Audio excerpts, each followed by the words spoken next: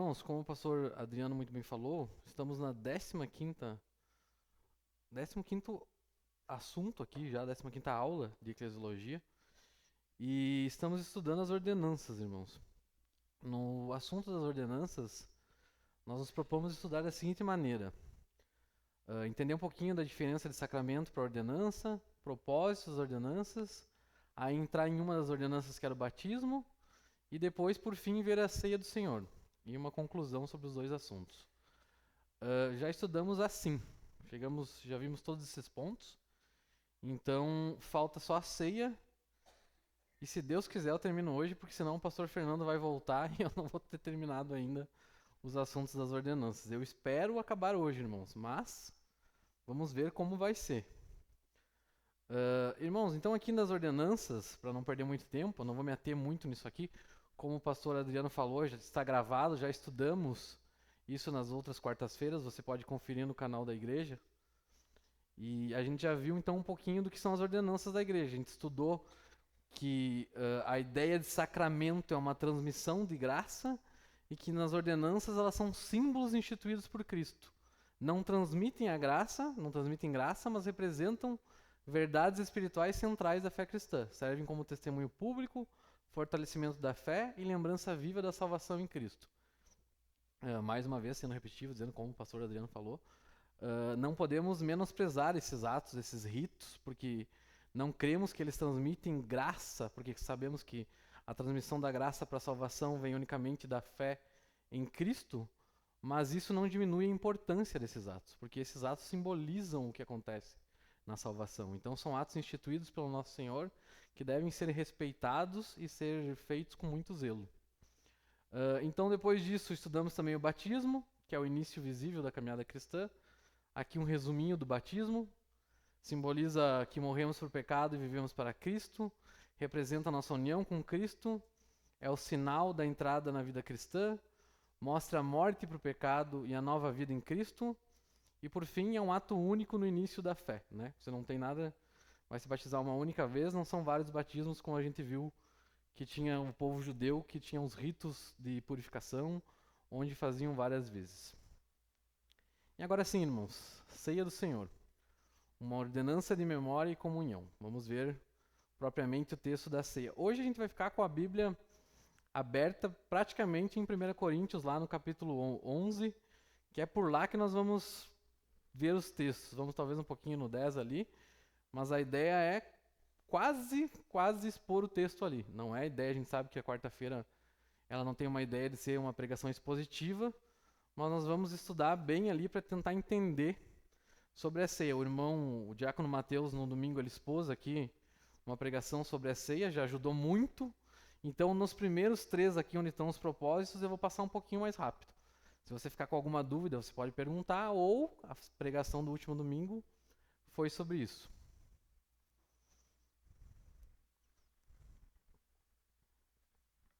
Vamos lá. Tomar uma água aqui que eu liguei o modo turbo. Então vamos lá, 1 Coríntios 11, 23 a 25. Abram suas Bíblias, por favor. Podem deixar aberta aí em 1 Coríntios, porque é por aí que nós vamos ficar hoje. E nós vamos tentar entender vários textos aqui. 1 Coríntios 11, 23 a 25. Então diz assim a palavra do Senhor. Porque eu recebi do Senhor que também lhes entreguei. Aqui é Paulo falando para a instrução para a igreja de Coríntios. A carta de Coríntios é uma carta de correção. E aqui no capítulo 11, Paulo começa a dar umas instruções sobre o culto. Nessa porção que nós vamos estudar, ele está dando instruções diretamente sobre a ceia. Então vamos ver, capítulo 11, verso 23. Porque eu recebi do Senhor que também lhes entreguei. Que o Senhor Jesus, na noite em que foi traído, pegou um pão e, tendo dado graças, o partiu e disse: Este é o meu corpo que é dado por vocês. Façam isso em memória de mim. Do mesmo modo, depois da ceia, pegou também o cálice, dizendo: Este cálice é a nova aliança no meu sangue. Façam isso todas as vezes que beberem em memória de mim. Então a gente vê aqui claramente o Senhor Jesus, na noite em que foi traído, pegou o pão, só para ficar claro que essa ordenança ela é instituída por Cristo. Os elementos aqui usados. Então o pão simbolizando o corpo e o cálice simbolizando o sangue. Eu sei que aqui pode ter uma polêmica, mas nós não usamos o pão quando fizemos a nossa ceia, porque o foco principal, irmãos, é no símbolo da ordenança e não nos elementos em si. A gente, se der tempo, a gente vai estudar um pouquinho das visões diferentes entre as igrejas. Tem igrejas que creem diferente aqui nessa parte, e a gente pode estudar um pouquinho sobre como cada um crê. Mas o mais importante aqui é que nós sabemos que é o símbolo instituído por Cristo. Então a ideia aqui, irmãos, quando esse ato foi instituído, de ser um pão ali, de ser uma refeição, de ser uma comunhão com refeição, a ideia ali de Cristo é que, além de satisfazer, de nós precisarmos de uma satisfação alimentar, Cristo ali estava representando que ele nos satisfaria todas as nossas necessidades.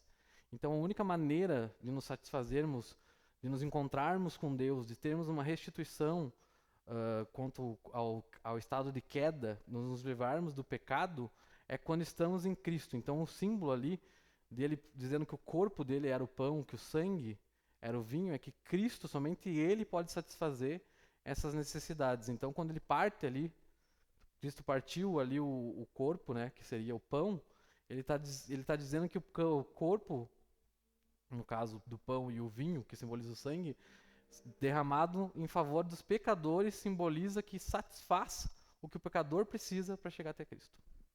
Em resumo, em suma, é isso. Então, aqui o texto propriamente. E aqui, irmãos, agora vamos para os propósitos. Já vimos um pouquinho disso no domingo, mas vamos ver aqui. O primeiro propósito da ceia é um dos propósitos que nós oramos hoje aqui.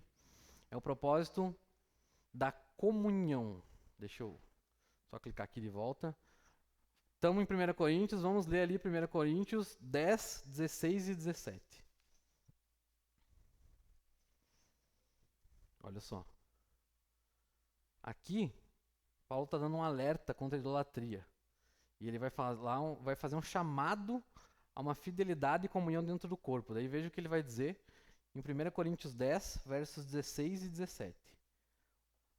Não é o fato que o cálice da bênção que abençoamos é a comunhão do sangue de Cristo, e não é o fato que o pão que partimos é a comunhão do corpo de Cristo, porque nós, embora muitos, somos unicamente um pão, um só corpo, porque todos participamos de um único pão. Então aqui, irmãos, Paulo está mostrando, para parafrasear o texto, que o cálice e o pão nos lembram da comunhão que temos com Cristo e com os outros. Ao participar da ceia, cada cristão declara que faz parte de um só corpo e celebra com fé o que Cristo fez por nós. Para resumir um pouco da ideia da comunhão, deixa eu botar o texto aqui na tela para vocês.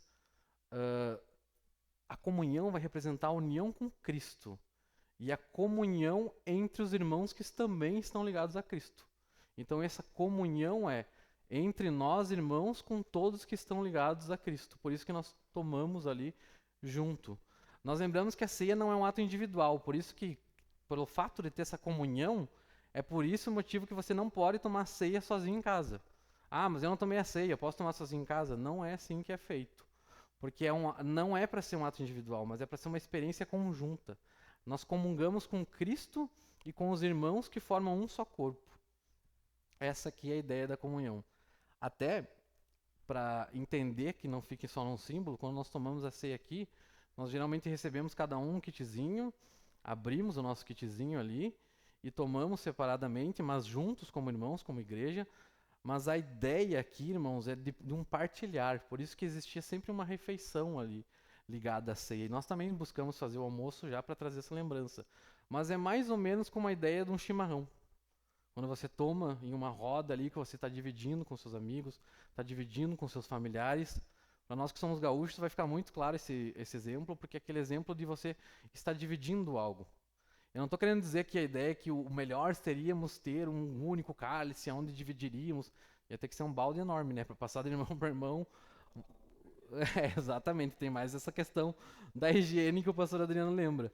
Mas é a ideia de você entender o que você está fazendo. Que você está dividindo um cálice, está dividindo ali o pão com seus irmãos. Você está tomando em comunhão porque nós todos concordamos com aquilo, nós entendemos o símbolo. Nós entendemos o que aquilo está representando. Então essa é a ideia básica da comunhão aqui. É entender que temos comunhão com Cristo, temos comunhão com os irmãos. Tá claro o ponto? Acho que sim, né? O Mateus foi um pouco mais longe nele, eu quero deixar ele um pouco mais simples para a gente conseguir abordar todos os temas. Próximo ponto. Comemoração. 1 Coríntios 11, 24 e 25. Você já está aí pertinho, só folhear a Bíblia. Vai dizer assim: E tendo dado graças, o partiu e disse: Isto é o meu corpo que é dado por vocês. Façam isto em memória de mim. Do mesmo modo, depois da ceia, pegou também o cálice, dizendo: Este cálice é a nova aliança no meu sangue. Façam isso todas as vezes que beberem, em memória de mim. Aqui, irmãos, não sei se dá para ver ali, eu marquei os versículos ali, a passagem, né, no versículo ali, em azul, para simbolizar a parte da comemoração. É um em memória de mim que é o foco aqui. Cristo pediu para nós fazermos isso em memória dele. Aqui, a ideia da comemoração, a palavra usada lá no grego vai ser anamnese. Provavelmente vocês já ouviram falar isso da psicologia, alguma coisa assim. A ideia aqui é uma recordação ativa, é uma lembrança viva. É trazer tua mente de forma significativa o que Cristo fez. Então não é uma ideia aqui de, vamos comemorar que Cristo morreu. A ideia é como quando celebramos um ato heróico, um sacrifício com respeito, com gratidão, com reconhecimento. Então na ceia é uma comemoração no sentido de um memorial solene, não numa festa alegre, mas sim algo cheio de onde nós até nos entristecemos de certa forma, porque lembramos que o nosso Salvador morreu, que foi necessário ele vir aqui, viver uma vida como um homem e no fim ser morto na morte de cruz. Então isso faz com que a gente tenha nessa lembrança aqui na comemoração de que se não existisse esse ato de Cristo, se Deus não tivesse vindo aqui, vivido uma vida perfeita, sem pecados e morrido no nosso lugar, nós não teríamos esperança. Então na ceia nós também lembramos disso, nós comemoramos isso. Nós comemoramos o fato de nós não ter sido abandonados pelos nossos pecados. Então, façam isso em memória de mim, façam isso para manter viva a lembrança da minha morte, da minha vitória sobre a morte, uma lembrança ativa, grata e cheia de fé. Comemoração, irmãos, é um memorial agradecido e reverente da cruz e da redenção. Certo? Próximo ponto. Ó, que hoje eu vou terminar, hein? Tô rápido. Depois a dona Luísa vai me dizer, né, dona Luísa? Tá muito rápido.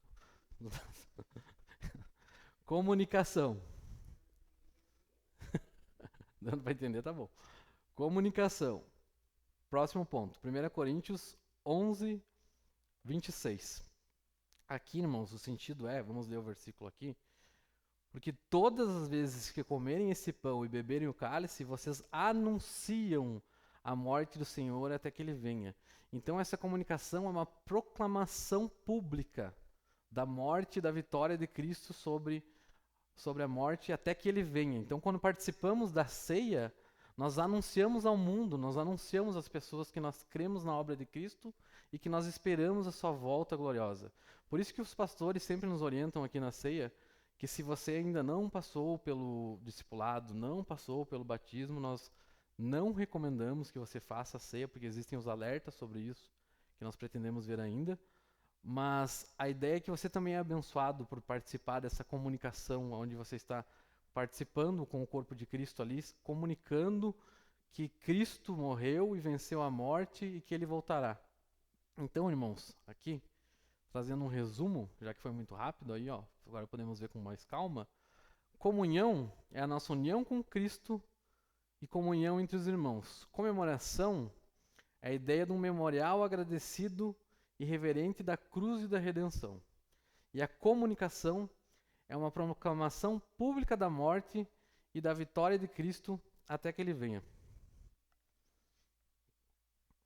Se você observar esses três propósitos, você vai ver que aqui tem presente, passado e futuro. A ideia da comunhão que ainda estamos tendo, que estamos em comunhão com Cristo e a comunhão com nós mesmos, a ideia de presente. Uma comemoração que é um memorial do que Cristo fez por nós, na cruz, é a ideia de passado, e uma comunicação que é uma proclamação pública da morte de Cristo e da vitória dele até que ele venha, tem a ideia de futuro. Então, se você separar, você vai conseguir ver aqui a ideia de que tem um propósito na ceia para o presente, um propósito quanto ao passado e um propósito quanto ao futuro. É isso dessa parte, irmãos. Passei rápido, eu sei que eu fui rápido, mas a ideia era ir um pouquinho mais rápido nesses propósitos, porque o irmão Mateus tinha apresentado, só na ideia da comemoração ali, a gente tinha consciência, né, Mateus?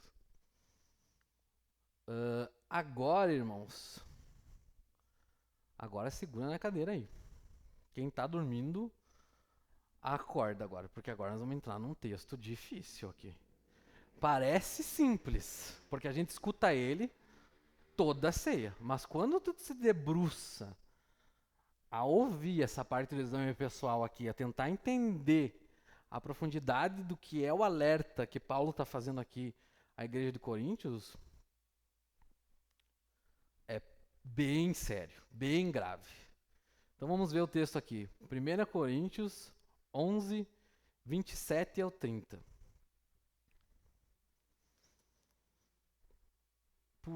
Por isso, aqui continuando a parte da ceia, né? Ele termina dizendo que quando a gente ceia, nós proclamamos, anunciamos a morte de Cristo até que ele venha, terminando ali com o ceia da comunicação. E ele vai começar no verso 27 aqui dizendo: Por isso, aquele que comer o pão ou beber o cálice do Senhor indignamente será réu do corpo e do sangue do Senhor. Que cada um examine a si mesmo e assim coma do pão e beba do cálice. Pois quem come e bebe sem discernir o corpo, come e bebe juízo para si. Se o texto terminasse aí, já seria grave. Mas olha o que diz o verso 30. É por isso que há entre vocês muitos fracos e doentes, e não poucos que dormem. Então aqui, irmãos, aqui o negócio fica sério. Porque aqui nós temos um alerta da ceia, dizendo para cada um examinar a si mesmo, para entender se tem discernimento sobre o corpo. Para entender se você entendeu o que significa participar da ceia. Você entende o que é participar da ceia dignamente? Você entende o que simboliza a ceia? Você entende os propósitos por trás da ceia? A ideia é você não participa da ceia de qualquer maneira.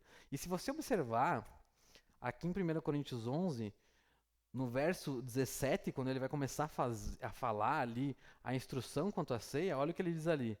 Mas nisso que agora prescrevo, não posso elogiá-los, porque vocês se reúnem não para o melhor, e sim para o pior. Então Paulo aqui já estava fazendo uma exortação aos coríntios aqui, falando que o que ele tinha para explicar para eles aqui era muito grave, era muito grave. E essa ideia aqui de que há entre vocês muitos fracos por não discernirem, por não respeitarem a ceia, ele vai dando uma progressão. Pode ver que ele diz assim, ó, é por isso, no finalzinho ali, ó, que há entre vocês muitos fracos, depois ele vai dizendo doentes, e não poucos que dormem. O que ele está dizendo aqui, ó, tem muita gente no meio de vocês doente por esse motivo, tem muita gente fraca, tem muita gente doente, e tem gente até morrendo por conta disso. Então aqui, a ideia que Paulo está trazendo no texto é uma ideia muito grave. Ele está dizendo que quem não respeita isso pode ser disciplinado até com a morte. E não sou eu que estou inventando, irmãos, é o texto e eu fui bem longe para procurar o significado aqui, porque é um texto bem difícil. Então, assim, eu não quero, irmãos, que vocês pensem que Paulo está pedindo perfeição aqui, tá? Quero que vocês, porque eu dei um alerta bem grave aqui, a ideia não é perfeição, mas é discernimento, saber o que ceia significa. Quem participa de modo indiferente, sem reverência, está dizendo com seus atos, irmãos, que o sacrifício de Cristo, a comunhão da igreja não tem valor. E por isso se torna réu diante do Senhor. Irmãos, aqui então, vamos tentar entender no fluxo de Paulo o que seria aqui tomar indignamente, então. Nós temos 3 pontos aqui, a gente vai olhar um por um. Não precisa olhar ali agora, mas nós vamos ver aqui que lá em Coríntios estava acontecendo egoísmo e divisão, falta de discernimento, que é o entendimento do que significa a ceia, do que é fazer a ceia, e por fim, falta do amor comunitário. Então aqui, irmãos, ah, vamos ver cada um desses pontos. O primeiro ponto que eu quero mostrar para vocês aqui é que estava acontecendo lá era egoísmo e divisão. Vejam então 1 Coríntios 11, 18. Paulo começa ali, como eu falei para vocês. Eita que o tempo voa aí, não sei se vou conseguir terminar. Paulo começa ali em 1 Coríntios 17 já dando um aviso para eles, falando que ó, o que eu vou falar para vocês aqui não é algo de se orgulhar. Então ele fala, ó, vamos ler o 17, depois a gente lê o 18. Mas nisso que agora prescrevo, não posso elogiá-los, porque vocês se reúnem não para o melhor, e sim para o pior. E aí ele vai dizer, porque antes de tudo, estou informado de que quando se reúnem na igreja, existem divisões entre vocês. E em parte, acredito que isso é verdade.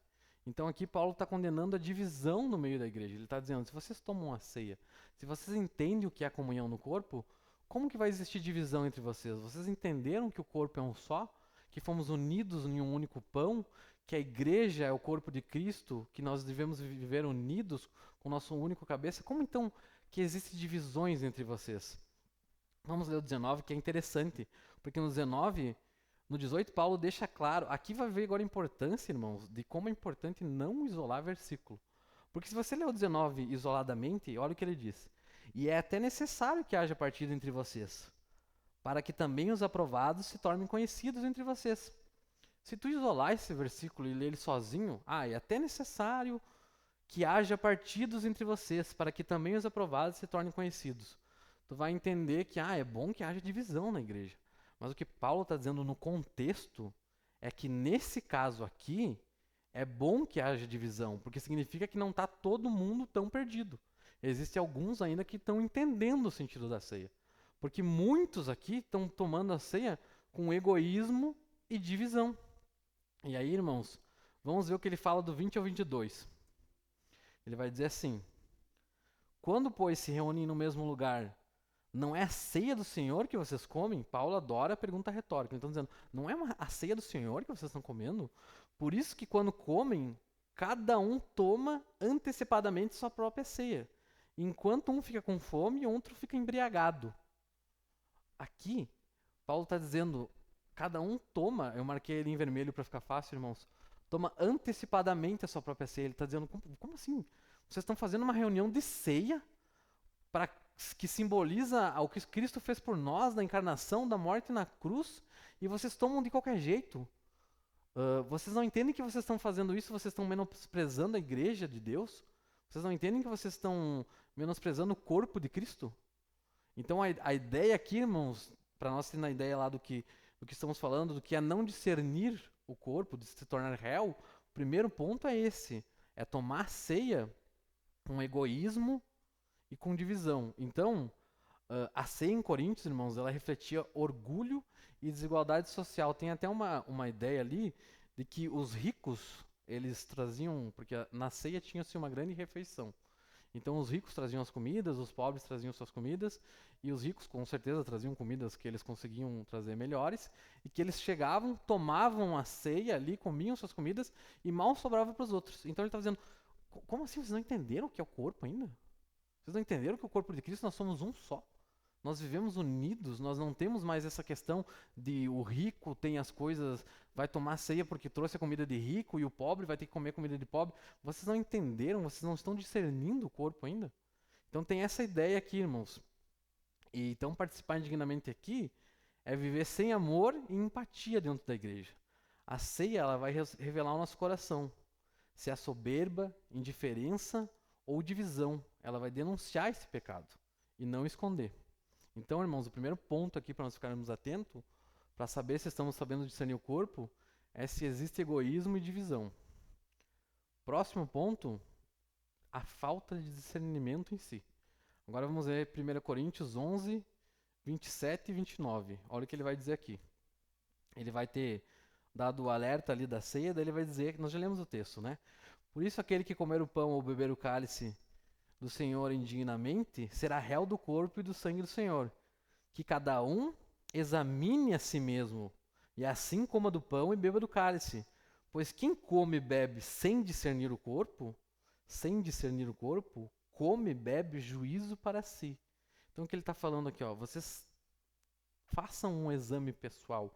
Vamos ler um pouquinho mais aqui, eu gosto de estender um pouquinho esse texto porque vocês vão entender. Ele fala aqui, ó, e é por isso que há entre vocês muitos, eu estou lendo o verso 30, irmãos, e é por isso que há entre vocês muitos fracos e doentes, e não poucos que dormem. Então ele está falando naquele verso que nós lemos lá no início. Olha só, por vocês não estarem tendo discernimento, vocês estão ficando fracos, existem doentes e até morte entre vocês. E olha o que ele diz no 31. Porque se julgássemos a nós mesmos, não seríamos julgados. Mas quando julgados, somos disciplinados pelo Senhor, para não sermos condenados com o mundo. Paulo está trazendo a ideia aqui, ó. Quando tomar ceia, seja duro consigo mesmo. Você julgue você mesmo com pesar, com peso. Olhe para você, olhe para o seu pecado e veja se quando você está tomando a ceia, você está tendo uma vida correta diante de Deus. Coloque isso em julgamento. Mas, ele vai dizer depois, no verso 32, mas quando julgados, somos disciplinados pelo Senhor, para não sermos condenados com o mundo. Ele está dizendo, Deus nos disciplina até mesmo através desses fatos que estão acontecendo, de doenças, até mesmo através da morte que ele fala ali. Se você viver no pecado uma vida desraigada, abandonando, Deus vai te disciplinar, porque ele disciplina os seus filhos, e nós sabemos que todas as coisas cooperam para o bem, mas o bem é nos conformarmos à imagem de Cristo. Muitas vezes vamos passar por disciplina, por não estarmos seguindo a vontade de Deus, não estarmos seguindo seus caminhos. E ele vai falar então no verso 30 ali, no verso 31, porque se julgássemos a nós mesmos, não seríamos julgados. Ele está dizendo, cara, sejam duros com vocês. Não deixem o pecado vencer. E a ideia aqui, irmãos, ele não está querendo dizer, ó, veja que você está em pecado e se afaste da ceia, não tome a ceia. Não, ele está querendo dizer, veja que está em pecado e abandone o pecado. Confesse o pecado e tome a ceia. Entendeu, irmãos? Muita gente pode chegar na ceia e pensar, ah, não, estou em pecado, não vou tomar. Não, a ideia é abandona o teu pecado, se volta para Cristo, se volta para Deus e toma a ceia dignamente. Então aqui o segundo ponto para nós entendermos o que é tomar a ceia indignamente é não ter um discernimento, não entender o que Cristo fez na cruz. E o último ponto do exame pessoal é uma falta de amor comunitário. Olha só o que ele vai dizer ali em 1 Coríntios 11, do 33 ao 34.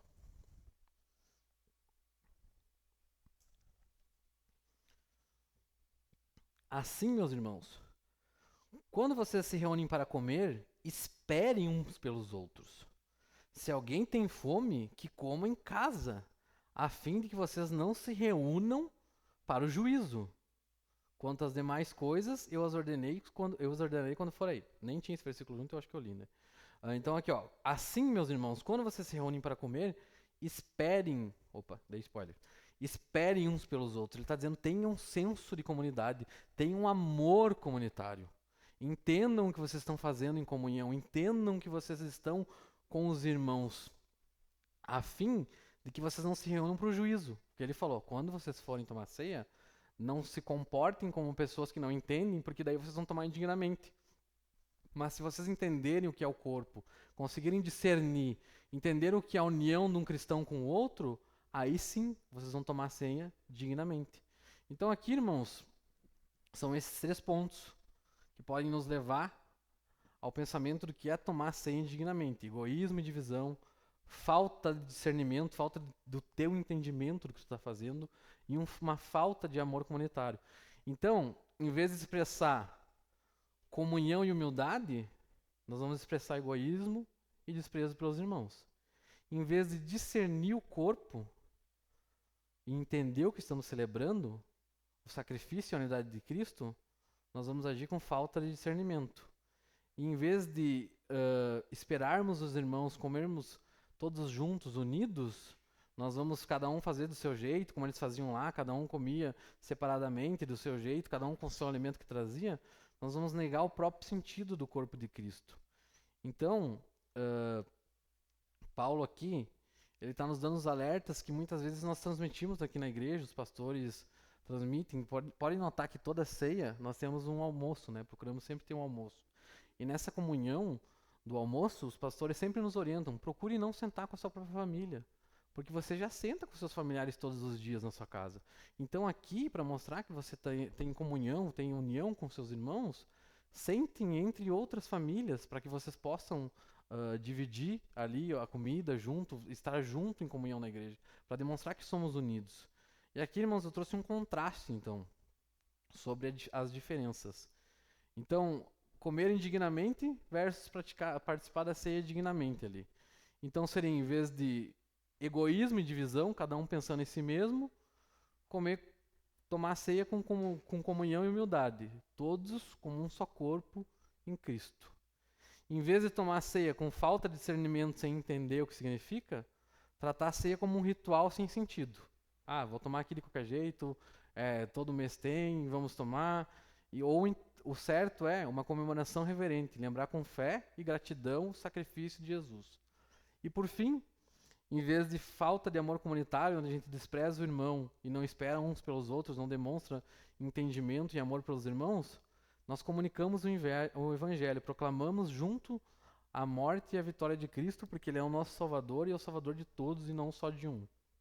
Então aqui, irmãos, esses pontos é necessário que fiquem bem entendidos. E como eu falei ali, não quero que fique entendimento que nós estamos procurando, temos que tomar a ceia num estado de perfeição, porque sabemos que aqui ainda estamos em um mundo caído, onde lutamos contra o pecado. Mas é necessário que você entenda que a ceia é algo onde você participa numa comunhão com seus irmãos, onde você proclama a morte e a vitória do nosso Senhor Jesus sobre a morte também, e é onde você vai tomar isso demonstrando um amor pelos irmãos. E aí, irmãos, eu acho que vale esse alerta aqui, vale a gente refletir sobre isso, vale o entendimento para quem está participando do discipulado, para quem está começando a vir na igreja, de entender por que toda ceia aqui tem um alerta. Muitas igrejas, eu acho que até a nossa aqui no início, acho que antes de eu vir, o pastor Adriano pode confirmar, fazem ceias até todos os domingos, né? Eu acho que aqui chegou a fazer, né, no início, bem no início ou não, nunca fizeram. Um pouco mais seguido, né? Mas a ideia, irmãos, é não transformar a ceia num rito, naquele rito onde você pega, como o pastor Adriano falou, um ritual, onde você abre ali, toma um copinho, deixa o pastor tá ali na frente falando, vamos logo, terminou, vamos comer. A ideia é entender o que você está fazendo, é discernir, é fazer com zelo, fazer com amor, discernindo o corpo, entendendo o que o teu Salvador fez. Então, irmão, se você ainda não discerniu o corpo de Cristo, não tome a ceia. Espere. Faça o discipulado. Espere entrar na igreja.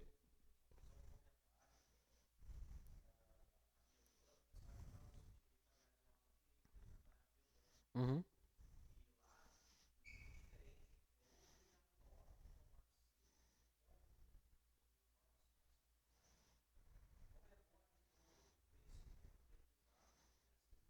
Exatamente. Exatamente. Eu também participava de uma outra igreja que os pastores incentivavam também. Não chegava a ser obrigatório, como o irmão Charles compartilhou na outra igreja, mas eles incentivavam até crianças assim, toma ceia, criança pode tomar e tal, porque eles não levavam a palavra em consideração, então eles não se importavam com esses alertas do discernimento do corpo aqui. Eles simplesmente incentivam, tome a ceia aí e acaba virando um rito, né, irmãos? Um ritual vazio, que é uma coisa que a gente não quer que se torne. A gente também não quer que se torne aquela ideia católica da transmissão da graça, mas também não quer que se torne aquele ritual vazio onde a gente não está entendendo o que está fazendo.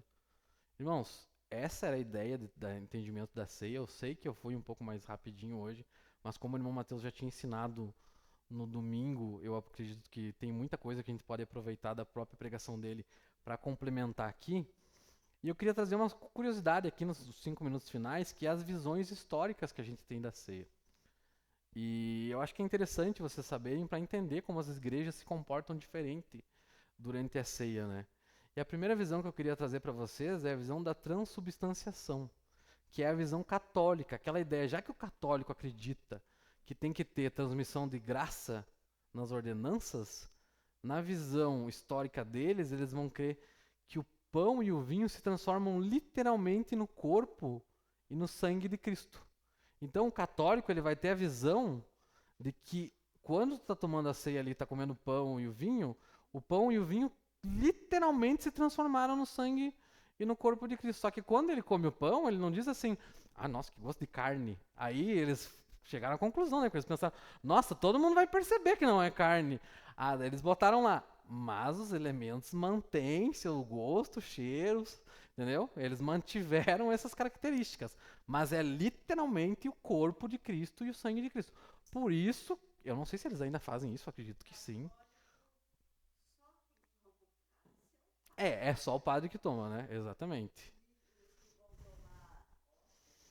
É hóstia, é?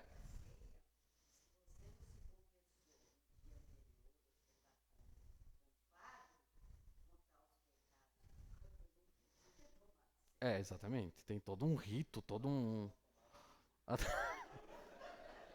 Ó, foi ele que falou, dona Luísa, não foi ela dessa vez.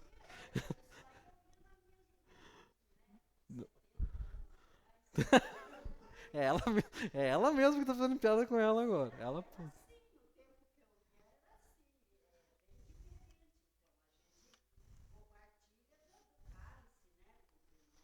Uhum.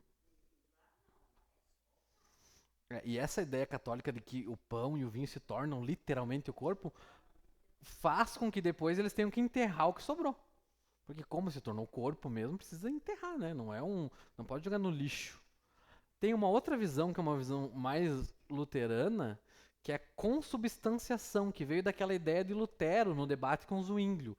Ele, ele não cunhou o termo, depois os alunos dele cunharam esse termo, que é o corpo e o sangue de Cristo estão presentes junto ao pão e o vinho. É como se existisse uma presença espiritual do corpo e do sangue de Cristo nos elementos. Não me peçam para explicar profundamente a ideia de Lutero aqui. Ele defendia essa ideia de uma maneira assim: ele dizia, quando o ferro está no fogo, o ferro não se torna o fogo e nem o fogo se torna o ferro. Mas os dois estão ali presentes. É confuso mesmo, irmãos. A ideia dele é uma ideia da consubstanciação. A terceira visão, irmãos, é a visão de Calvino aqui, que é Cristo está realmente presente de forma espiritual, alimentando a fé dos crentes. Eu não tenho um problema tão grande com essa visão aqui, porque Cristo está sempre presente conosco. Nós vamos ter passagens bíblicas nos indicando, mas assim, o problema aqui, o cuidado que devemos ter é que na ceia existe uma presença maior. Essa separação que era feita aqui, que eu acho que nós devemos ter cuidado. E por fim, a visão que nós seguimos, que é a visão que o Zwinglio trouxe aqui, que é um memorial. A ceia é um símbolo que lembra a morte de Cristo e proclama o Evangelho. Uh, aqui eu vou trazer para vocês as 4 visões. Então, a visão católica ali, eu botei qual a igreja segue essa visão, que é da transubstanciação. O pão e o vinho se transformam literalmente no corpo e no sangue de Cristo.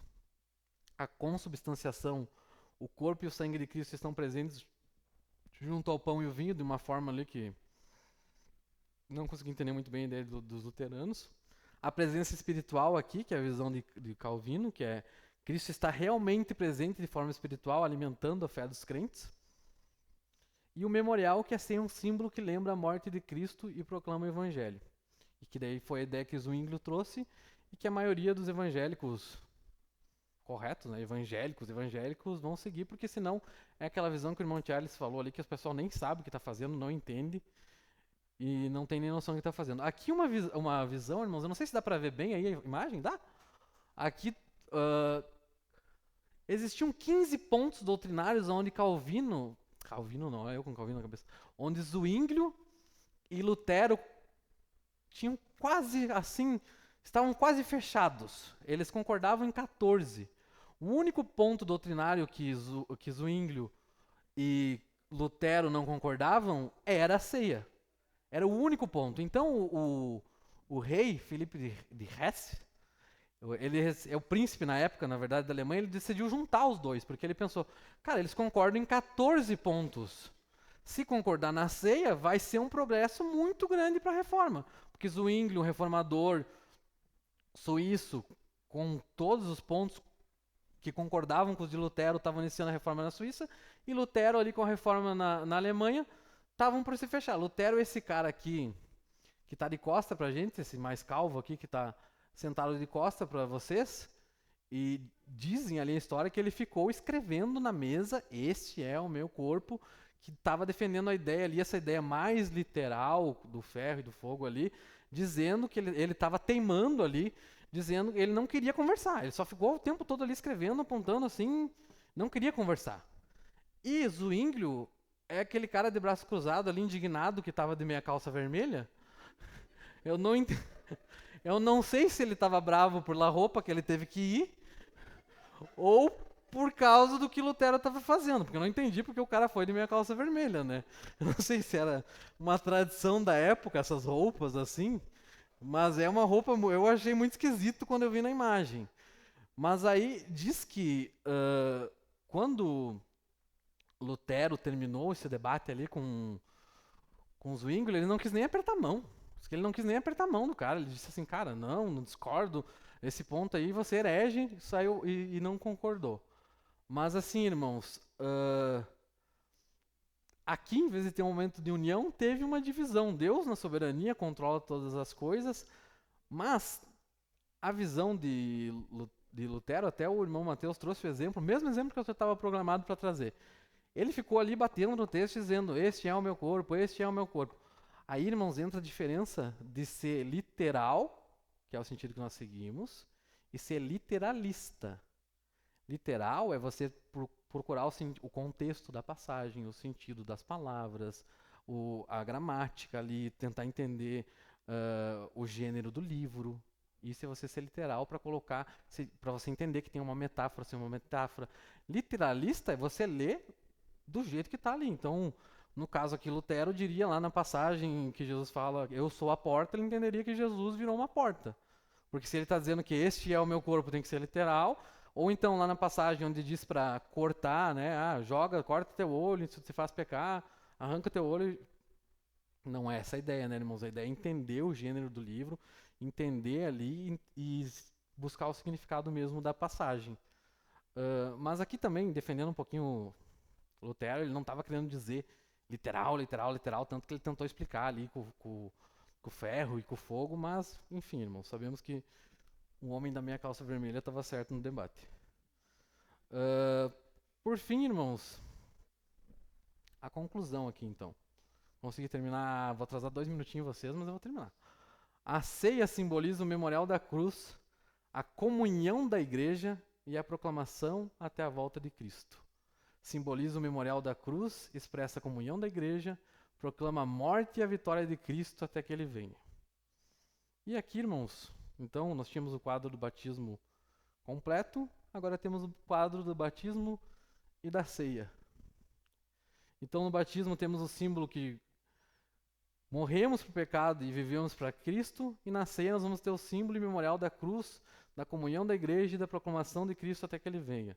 No batismo nós vamos ter a representação da união com Cristo, e na ceia nós vamos ter a representação do memorial da cruz.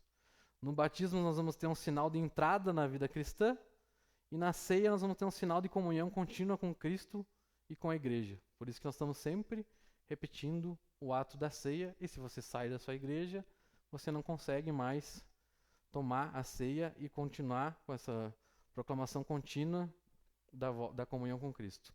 No batismo, então, mostra a morte para o pecado e a nossa nova vida em Cristo. A ceia vai mostrar a unidade do corpo e a esperança na volta do nosso Senhor. O batismo é um ato único no início da fé, e a ceia vai ser um ato contínuo de lembrança e proclamação. Conseguimos, irmãos. Atrasamos só 5 minutos. Alguma pergunta? Boa. Vamos orar para encerrar.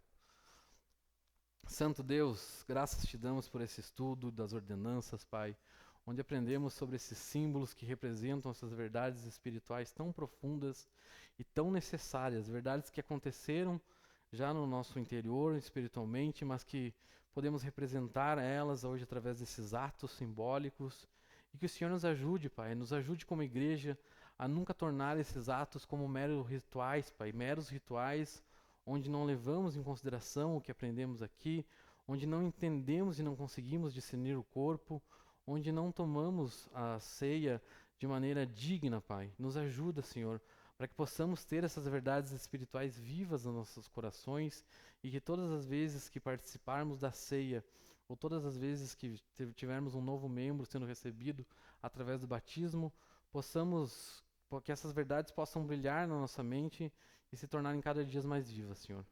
Graças te damos por tudo. Amém.